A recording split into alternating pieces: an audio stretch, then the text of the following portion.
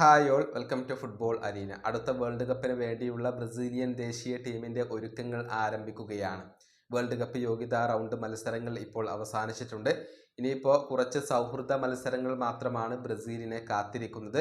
ബ്രസീലിന്റെ സ്ക്വാഡിൽ ആരൊക്കെ ഇടം നേടും എന്നുള്ള ചർച്ചകൾ ഇപ്പോൾ തന്നെ ആരംഭിച്ചു കഴിഞ്ഞിട്ടുണ്ട്. നെയ്മർ ജൂനിയറെ കാർലോ ആഞ്ചലോട്ടി തിരികെ കൊണ്ടുവരും എന്ന് തന്നെയാണ് എല്ലാവരും പ്രതീക്ഷിക്കുന്നത്. ഏതായാലും പ്രമുഖ ഫ്രഞ്ച് മാധ്യമമായ എൽ എക്കുപ്പിന് ഈ പരിശീലകൻ പുതിയതായി കൊണ്ട് ഒരു ഇന്റർവ്യൂ നൽകിയിരുന്നു. അതിൽ വിനീഷ്യസ് ജൂനിയർ, റോഡ്രിഗോ എന്നിവരെ കുറിച്ച് ചോദിച്ചിരുന്നു.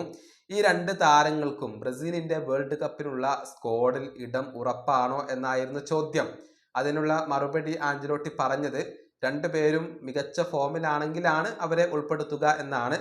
ആഞ്ചലോട്ടിയുടെ വാക്കുകൾ ഇങ്ങനെയാണ്: തീർച്ചയായും വിനീഷ്യസ് ജൂനിയർ വേൾഡ് കപ്പ് ടീമിൽ ഉണ്ടാകും, പക്ഷെ അദ്ദേഹം നല്ല ഷേപ്പിൽ ആയിരിക്കണം എന്ന് മാത്രം.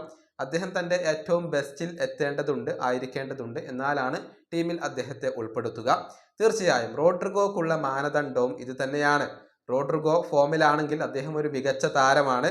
ഈ താരങ്ങളെക്കുറിച്ച് എനിക്ക് കൂടുതലായി അറിയാനൊന്നുമില്ല, കാരണം ഈ രണ്ടു പേരെയും വെച്ചുകൊണ്ട് ചാമ്പ്യൻസ് ലീഗ് കിരീടം നേടിയിട്ടുള്ള ഒരു പരിശീലകനാണ് ഞാൻ. ഇതാണ് കാർലോ ആഞ്ചലോട്ടി ഇപ്പോൾ പറഞ്ഞിട്ടുള്ളത്.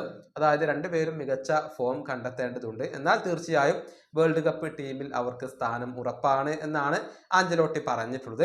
കഴിഞ്ഞ തവണത്തെ ഇന്റർനാഷണൽ ബ്രേക്കിൽ ഈ രണ്ട് താരങ്ങളെയും കാർലോ ആഞ്ചലോട്ടി ഉൾപ്പെടുത്തിയിരുന്നില്ല. പക്ഷെ ഇനിയിപ്പോൾ സൗഹൃദ മത്സരങ്ങൾ കാത്തിരിക്കുന്നുണ്ട്. വരുന്ന ഇന്റർനാഷണൽ ബ്രേക്കിൽ സൗത്ത് കൊറിയ, ജപ്പാൻ എന്നിവരാണ് ബ്രസീലിന്റെ എതിരാളികൾ.